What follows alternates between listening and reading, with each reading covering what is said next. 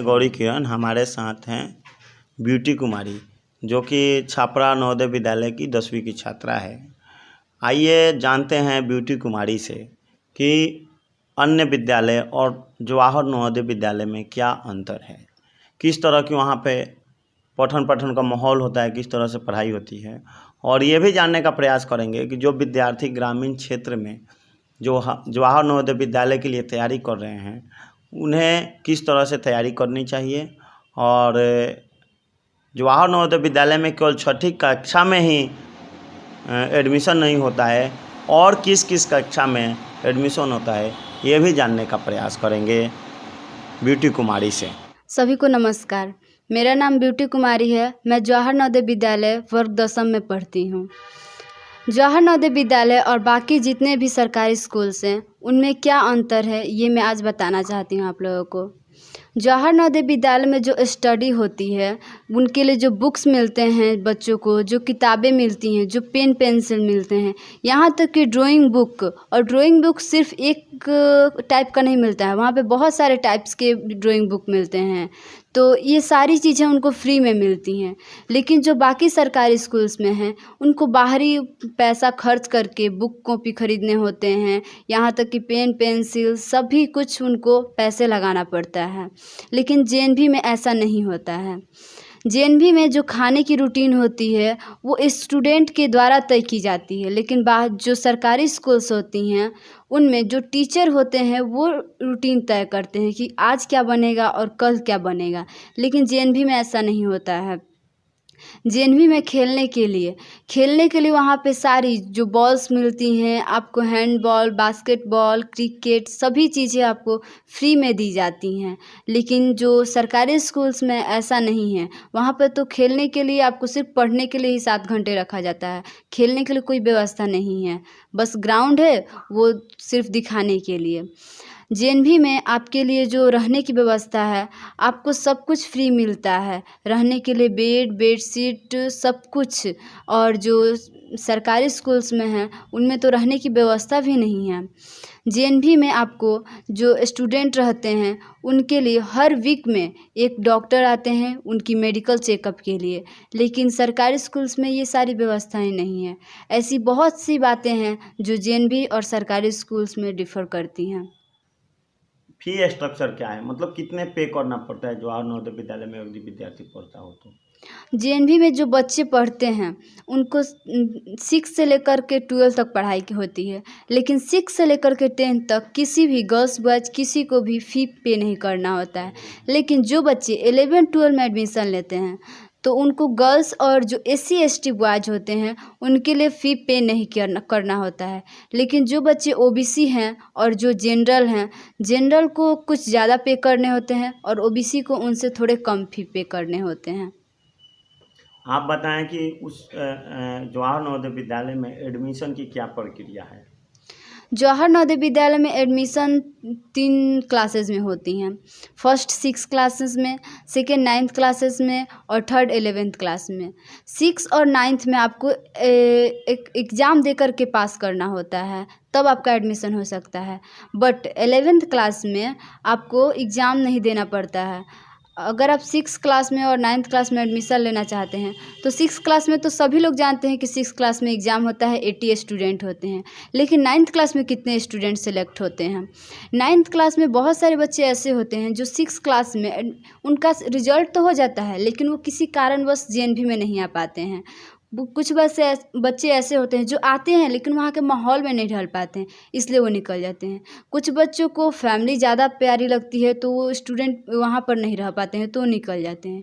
ये सारी जो सीटें खाली होती हैं 9th में एग्ज़ाम लिया जाता है और ये सारी सीटें वहाँ पे फिलअप होती हैं।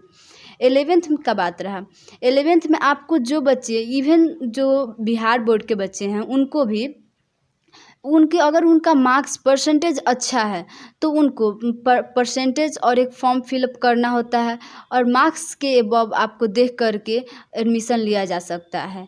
6 क्लास में जिसका एडमिशन हो तो उसे क्या क्या पढ़ना चाहिए? सबसे पहले तो आपको 5th क्लास में होना चाहिए। 5th क्लास में कंपलसरी, अगर आप 6th क्लास में जाना चाहते हैं तो अब रहा बात कि आपको पढ़ना कैसे चाहिए। तो सरकारी स्कूल में आप पढ़ते हैं, आप क्लास जाते हैं, ठीक है, लेकिन उसके आपको उसमें कुछ टॉप क्लासेस होते हैं, क्योंकि आपको उसमें बहुत बड़े इंटेलिजेंट बच्चे से मुकाबला करना होता है। तो इसके लिए आपको कोचिंग क्लासेस करनी बहुत ज़रूरी होती है। कोचिंग क्लासेस आप कम मिनिमम 2 से 3 घंटे कीजिए। आपको उसके बाद से आप जो पढ़ रहे हैं उसको उसी को पढ़ाई को दोबारा पढ़िए, तिबारा पढ़िए, वही आपके लिए बहुत है।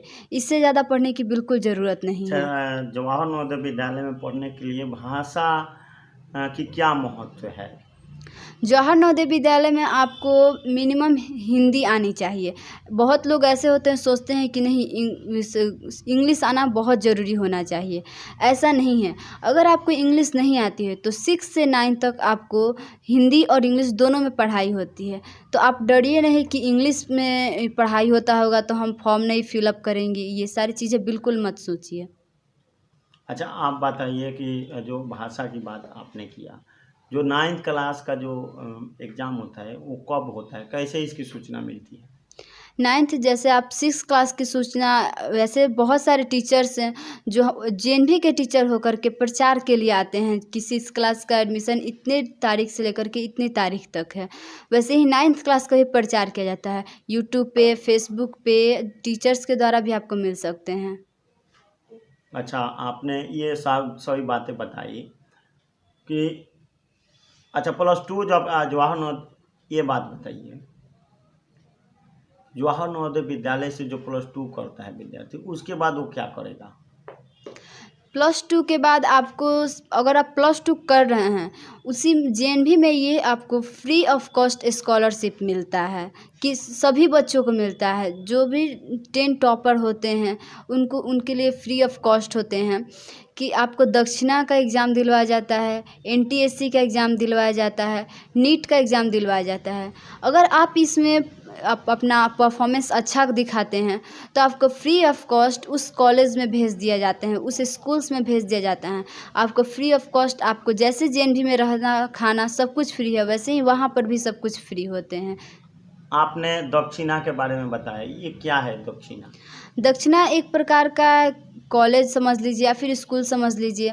इसका सबसे पहले, जैसे आप जेएनवी का एग्ज़ाम देते हैं वैसे ही इसमें भी स्पेशली ये नवोदयन बॉयज़ एंड गर्ल्स के लिए होता है, लेकिन अब बाहर से भी इसमें आप फॉर्म भर सकते हैं, लेकिन स्पेशली ये जेएनवी बॉयज़ एंड गर्ल्स के लिए होता है।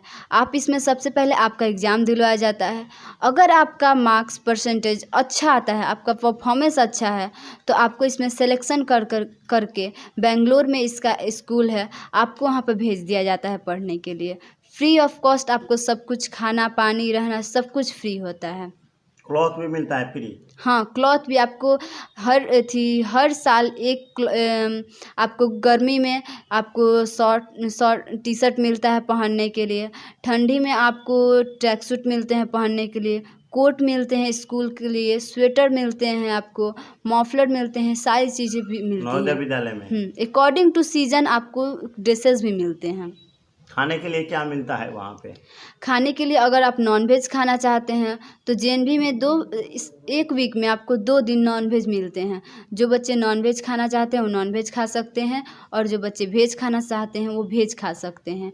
अब ऐसा सोचेंगे कि घर के खाने में और उनमें हम जल्दी ढल नहीं पाएंगे, तो ऐसा नहीं है। आप जैसे घर पे सेवई, ये खीर, ये सारी चीज़ें खाते हैं, दूध पीते हैं, ये सारी चीज़ें आपको वहाँ पर भी मिलती हैं। आपने हमसे बात किया और ये सारी जानकारी दी, इसके लिए आपको बहुत बहुत धन्यवाद। Thank you.